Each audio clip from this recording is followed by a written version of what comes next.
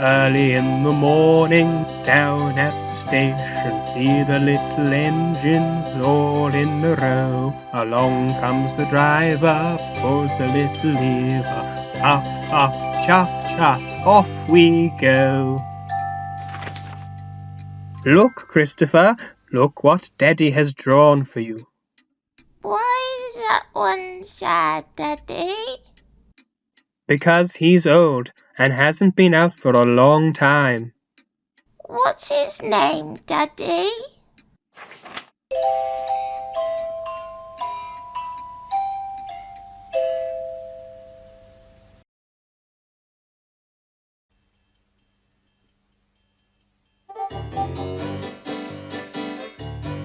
Once upon a time, there lived a little engine called...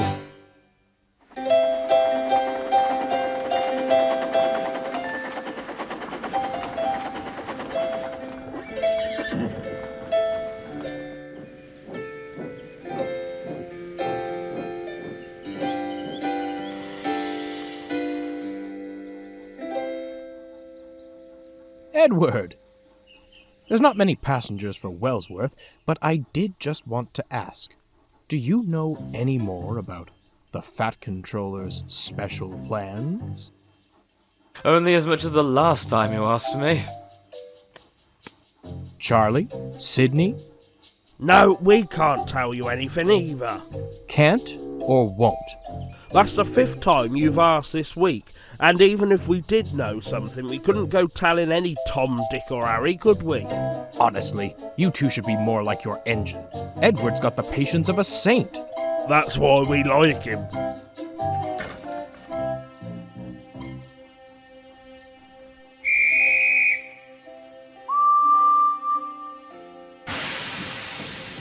Wait! Stop!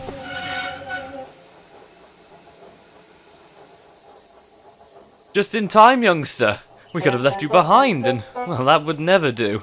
Oh, I'm not travelling. Oh, I just wanted to say, before I was too late, happy 80th birthday, Edward. Thank you.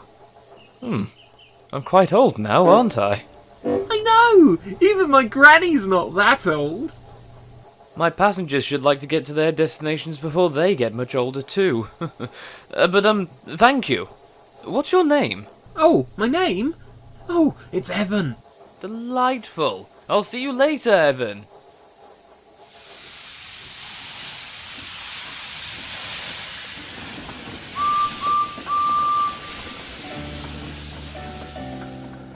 On the island of Sodor, a special occasion was fast approaching.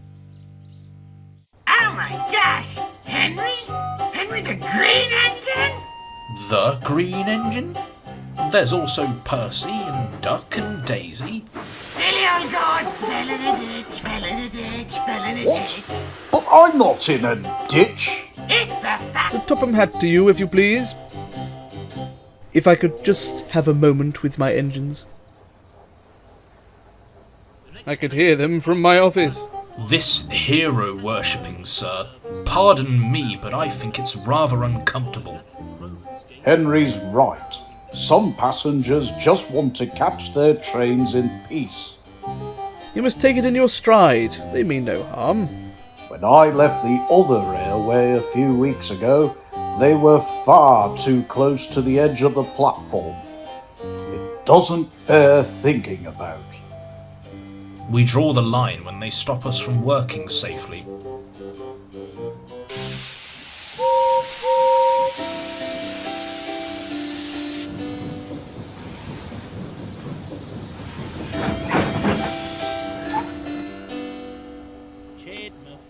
Why the long face, Henry? Oh, it's these fans, Edward. They're obnoxious. Oh, look, you're the one who got shut up in the tunnel. Over and over. I think I know what you mean. This young lad congratulated me on turning 80 earlier. He was so sweet. I didn't have it in me to tell him that I was much older than that. Oh, they're just excited to see us, Henry. That's all it is. Oh, you sound like the Sir! Any news, sir? Very good news indeed. After months of planning, I have finalised the timetable for the big day.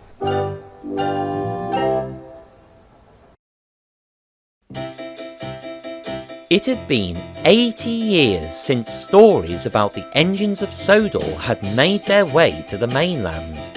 To celebrate this, the Fat Controller had been working on a timetable for a special day involving Edward, Gordon and Henry. It would start with a cavalcade across the island, then an express, a goods train and a passenger train stopping at Henry's tunnel for photos.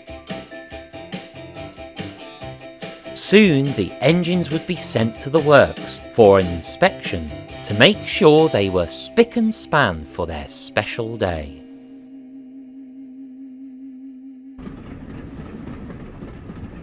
This day is going to be a disaster. Ever the optimist, Gordon. Playing pretend on the main line? Oh, what a shambles. Our railway is better than that. And making me stop in the tunnel again? The audacity of it. I'll admit, it's quite elaborate. It's very elaborate, in fact. But an 80th anniversary only ever comes once. Besides, look at it this way, you might get yourselves on the cover of one of those railway magazines, eh? That's something to look forward to. It'll take more than a few fancy photographs to get me on board with this nonsense. Oh, Edward, it's not as if Henry and I were expecting this occasion to go unnoticed. But these shenanigans don't agree with us. We're not like these preserved railways that put on these big gala events. Well, Henry, whether you like it or not, it is a gala event. The Fat Controller and the Railway Board will not be cancelling it now on your say-so. Oh, we'll just have to make the best of it, I suppose. Everyone was busy making sure everything was in place. Intrepid Sodor photographer Jocko Sprack was taking to the skies to get the best coverage of the event that he could. Of course, not all were happy with his choice of transportation. I don't know how much more of this celebration lark I can stand, James. I'd see more sense in pulling the flying kipper for a week straight. Yes, and don't I know it? You and Gordon have been as bad as each other this past week. If it upsets you that much, let me do it instead. Unlike you, I can handle an audience. An audience that doesn't respect your limits, is that what you're saying? Oh, tell me, James, do you wince when they scream about your bee? Or the bootlace? We've not become famous by being perfect, Henry. Even an engine as splendid as me has had to overcome things. It's all in good fun. Oh, suit yourself then.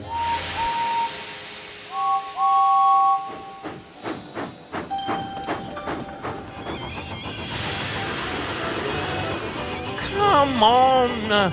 We don't want any wheel flaps now, do we?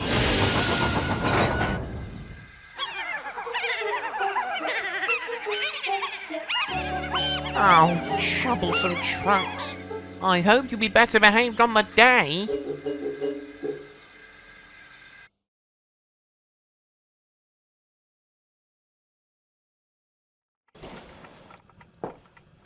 Oh, hello. Hello, dear. Go on. Tell me what you found for Christopher this time. From the bookshop, you mean? Well, of course. You probably found something a lot more polished and put together than whatever I came up with. And without trying too hard, I imagine. I hadn't, actually. I didn't think any of them were remarkable. They're good enough to be on the shelves, aren't they? They should be much better than my own stories. You're doing yourself a disservice.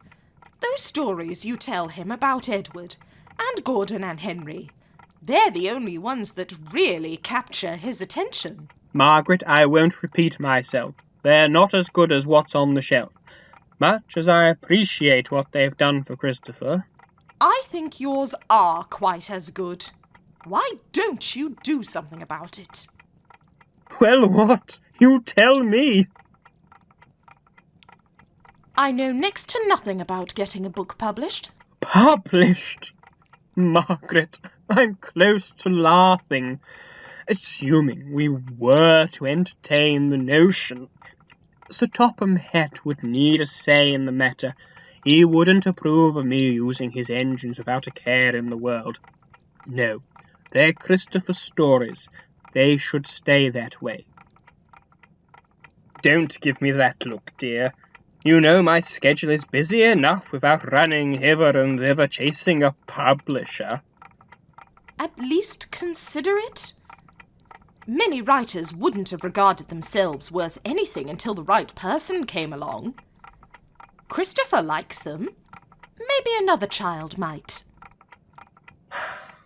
I'll draft a letter to Sir Topham Hatt, if it makes any difference.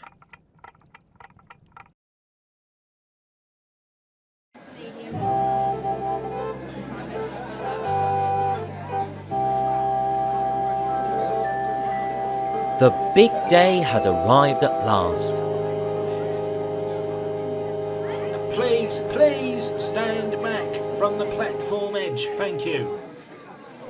If I could have everyone's attention. Thank you. Yes, no, you be quiet at the back. Today is a momentous occasion for the North Western Railway. Many moons ago, our railway received a letter addressed from Kings Norton in Birmingham about the possibility of using Edward, Gordon and Henry in a storybook for children. Our railway then was not what it is today. It took many years for it to grow prosperous and bear fruit. Today marks 80 years since that very first book about our engines was published, which chronicled our railway's growth for over 30 years and paved the way for our engines to be recognised throughout the world. We are privileged to be celebrating this landmark as best we know how, by taking the 3 railway engines themselves back to where those stories took place.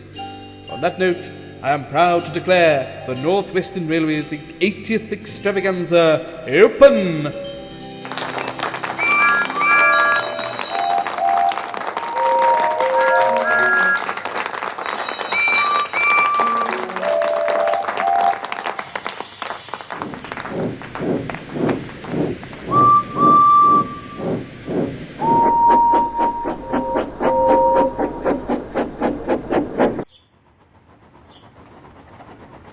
Away from the crowds at last, Gordon and Henry's minds were rather alike on the situation. I didn't think that speech would ever end. And the noise, ooh, the noise! The crowds weren't nearly as bad when we went to London years ago. Was it really worth dragging every engine out to see us? Oh, every engine, Henry? Well, I don't recall seeing Mavis. I don't recall seeing Donald or James. James is doing real work. Not like us today, I imagine. Bill, Ben, Bear, Scarlo, Irenaeus, Peter Sam, Sir Handel. Are you going to keep this up much longer, Edward? Have we not suffered enough today already? The engines knew that if someone was wearing a bright orange jacket, they had permission to take photos beside the line. If they weren't wearing one, they were trespassing.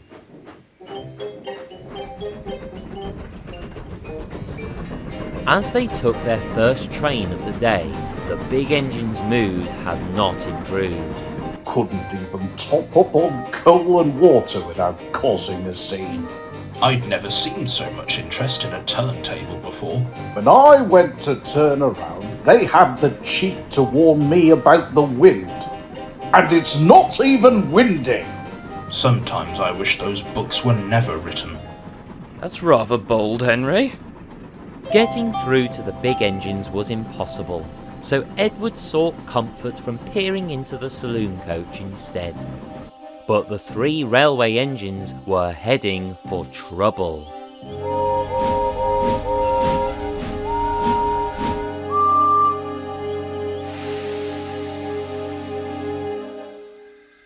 What's the problem, team? You weren't stopping for me, were you? Or were you? What do you think might have happened to you if we couldn't stop in time? I see there's been a misunderstanding. I'm Jocko Sprack, Photographer? I send pictures and articles to the railway magazines. Surely you've heard of me. You're Draco Sprack? Oh, I love your work, only... I regret to inform you that you are presently lacking a high-vis jacket. Oh, my high-vis! Oh, I'm so sorry, I forgot to put it on. Left it in Harold by mistake. Oh, the pressures of getting a shot on time. I mean, you know how it is. Sorry, chaps, he's not usually like this. More annoyed than ever, the train set off again, 30 minutes down. Edward had tried to stay positive, but he couldn't deny his enthusiasm was beginning to waver.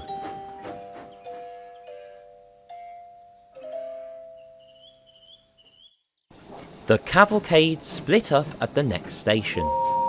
Edward and Gordon took their goods train to the top of the hill, whilst Henry, with much time to spare until his own, dozed in the sun.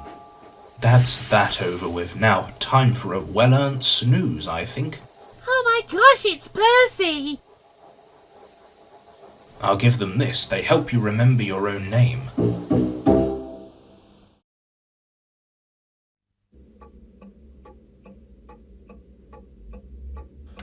It's not fair, grumbled Gordon to Edward one day.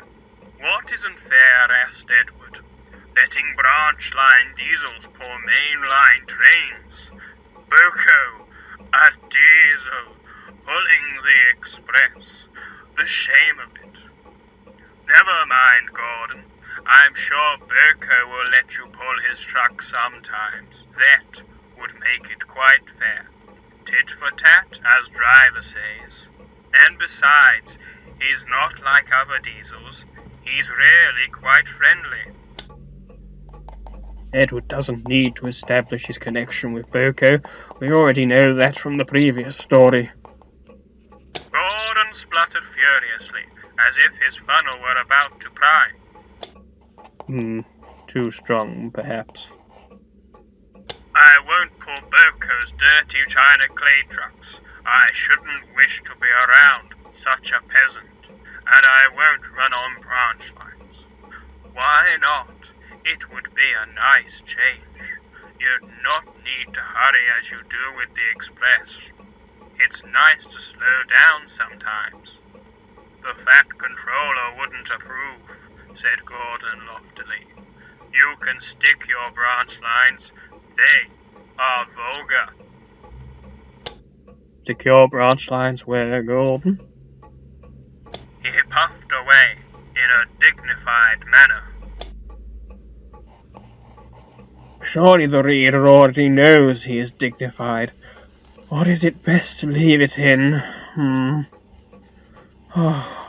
When the kids were younger, they'd talk back to me. We'd have a real conversation about it.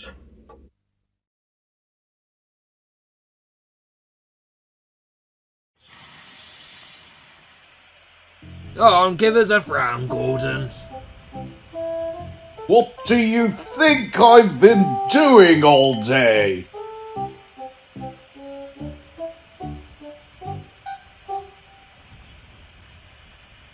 Well, what's taking so long? Look, in the illustration you're frowning at your crew, not at the camera. Does it matter where my eyes are focused? Besides, why would I be cross at my driver and fireman? They haven't done anything wrong. At the time, you were cross at them. With a gentle persuasion from his driver, Gordon reluctantly posed as the photographer asked of him. Eventually, attention was turned towards Edward. He was much more cooperative, but the weight of the timetable was still heavy on his mind. He knew they'd need a miracle to bring them up to speed now. We'll teach Gordon to make us sit around like this. On! Oh, can't do it! They're too strong, Edward! On! I'll do it. I'll do it. Oh, Come on!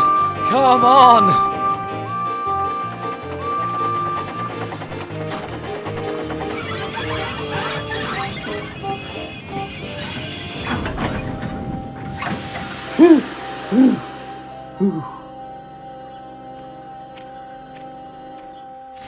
Oh, you've got some nerve, the lot of you.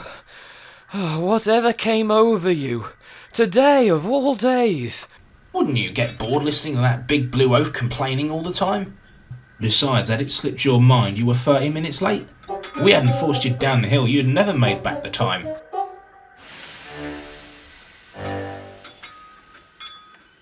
Oh, that's still no excuse for recklessness. Oh, happy 80th indeed. I certainly feel 800. Oh, thank you so much, Edward. I wouldn't have stopped them without you. Oh, perhaps so, Gordon.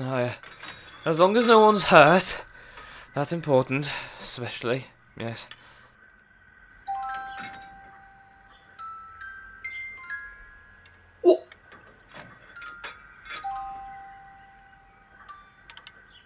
Oh, never mind.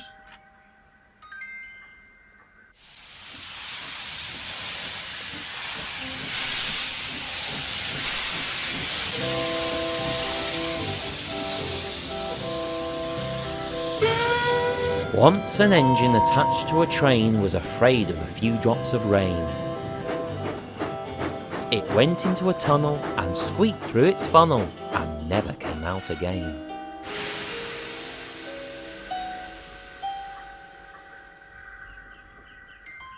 Now, if I could get you all in a line beside the track and take a hold of the rope.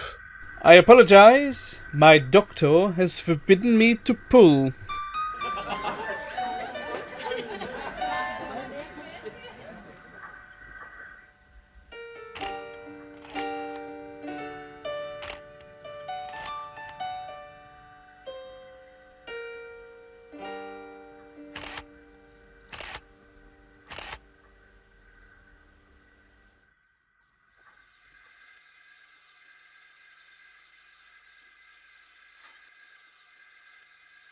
At last it was all over. Henry looked forward to forgetting this miserable day had ever happened. He dreamt of his quiet, warm shed, where the only sounds were birds chirping in the distance. Now it's time for the real fun. What?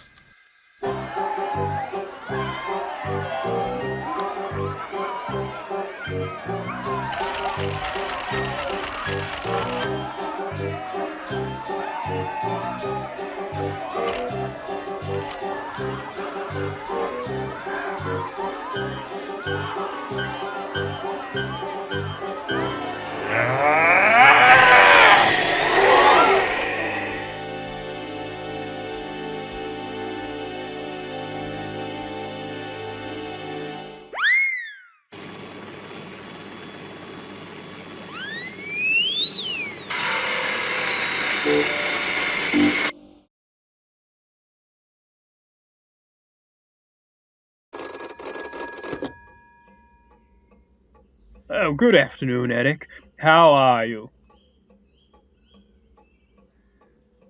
Yes, Book 27. I am still struggling for ideas. I am dearly sorry. The truth is, I feel the Sodor engines don't need any more books written about them. I don't want to produce anything substandard. I should also think that if I have to listen to the sound of my own voice any further, any and all sanity I would write about Henry, but I've written a book about Henry. Oh, I see. You're joking. Of course I don't hate Henry. I don't secretly hate any of the Fat Controller's engines. Eric, we've discussed this. I didn't want to write him out because I hated him. I just felt his stories didn't warrant writing about until his accident. Yes, I am aware Henry is the only engine I've said that about. I regret it. I don't see him as a laughingstock, but he is not going to be the subject of my 27th book. Can we proceed with the discussion? I've covered the goings-on of the narrow-gauge engines extensively. I was thinking about the coffee pot engines this time around. Well, you see, their boilers pointed upwards. I'd be happy to provide Peter Edwards with some illustration material. They were curious, but really useful engines. Yes, that could be its title. I haven't had much luck thinking of a better one.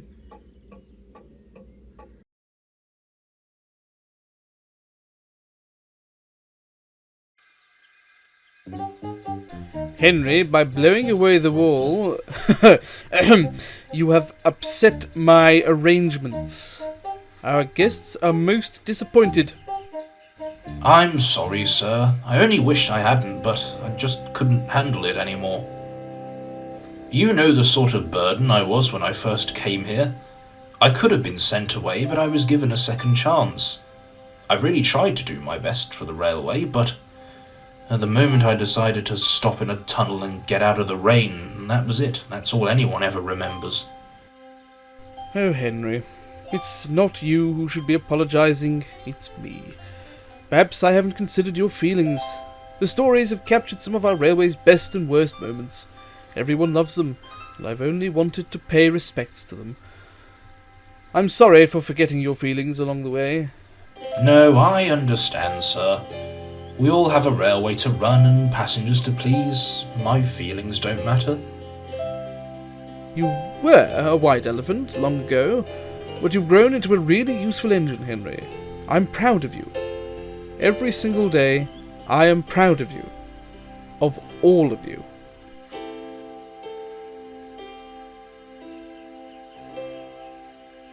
I just need to take it in my stride, I suppose.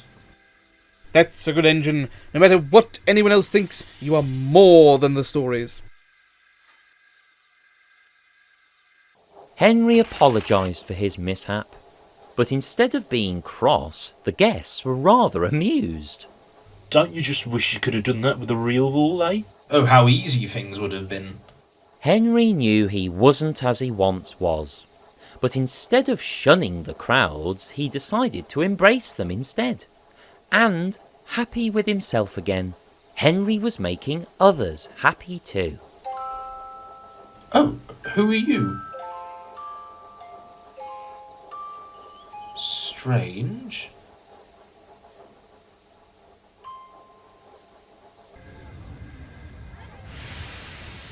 Oh, fancy blowing away your wall. If you hadn't told me it was cardboard, I'd have said you don't know your own strength. I should be talking about strength. How were you two overpowered by a few troublesome trucks? Yes, we were caught off guard, Henry. They were only trying to help. What's the matter, Edward? You've been glum ever since we arrived here. You were both right. Today was going to be a disaster, however we slice it. I'm just sorry I couldn't see it at the time. I was so foolish. No, Edward, you were right all along. In our own way, I think we've both come to see just how important it's been. Would you say so, Gordon? I couldn't have stopped those trucks without you, Edward. Well, thank you for not leaving me behind this time. I don't want you getting down in the dumps too, Edward. I've done that enough already. Well, today's been difficult, yes, but a little engine I know told me an 80th anniversary only comes once. Well, there is only so much confusion and delay one railway can take in a single day. I just hope nothing goes wrong for my last train. If anything does, it'll be nothing you're not used to. Good evening, all. I know today's been turbulent, but I am proud of each and every one of you for making it work behind the scenes. Now, Edward, are you ready to bring things to a close? I think I can manage that, sir, certainly. Go on, you old iron. Give it everything you've got. Old iron? You'll want to talk, old square wheels. You know, Gordon, I thought I saw a strange figure by the tunnel earlier. He looked familiar somehow, but he wasn't wearing one of those orange jackets. I had the same experience in Edward's yard. Who does he think he is, trespassing on our railway like that? Despicable. Disgraceful! Disgusting. See that, Gordon? Someone knows what it's all about.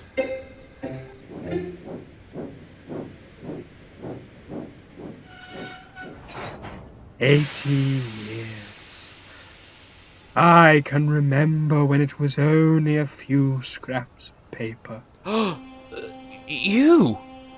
But how are you? I'm always here, Edward. In spirit now, of course. But I often pop by to make sure you're all still being useful. I haven't worn the right jacket, but I think I've just about got away with it. Are you travelling on my train? I'm not riding, Edward.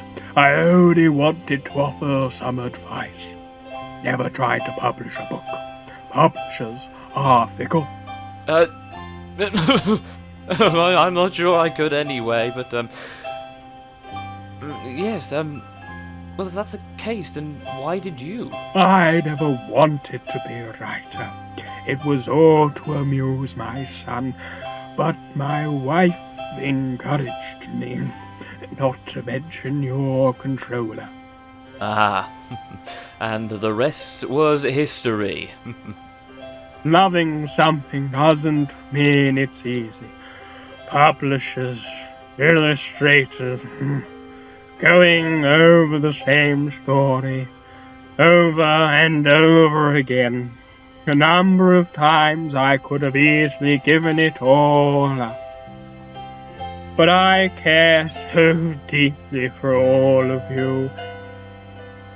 You've brought so much joy to the world, and I'd not trade my time sharing your stories for anything. Are you happy with how we've honoured their legacy? I'm overjoyed. It wouldn't be a railway worth writing about if things always went to plan.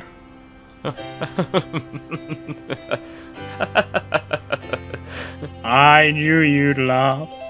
I know you engines like the back of my hand.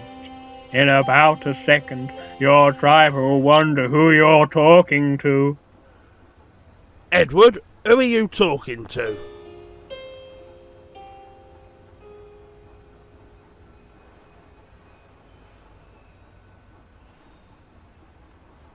Oh, just an old friend. He's gone now. You sound tired, old boy. As a reward for today, I'll see to it that you get a new coat of paint at the works. How does that sound? Oh, thank you. That would be lovely. I thought he was repainted.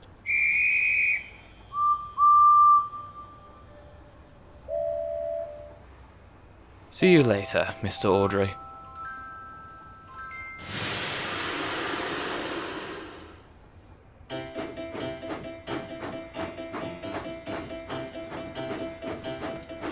Once upon a time, there lived a little engine called Edward, who lived on a railway with lots of other engines.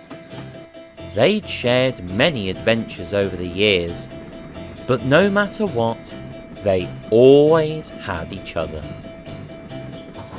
And for Edward, there was nothing quite like it anywhere.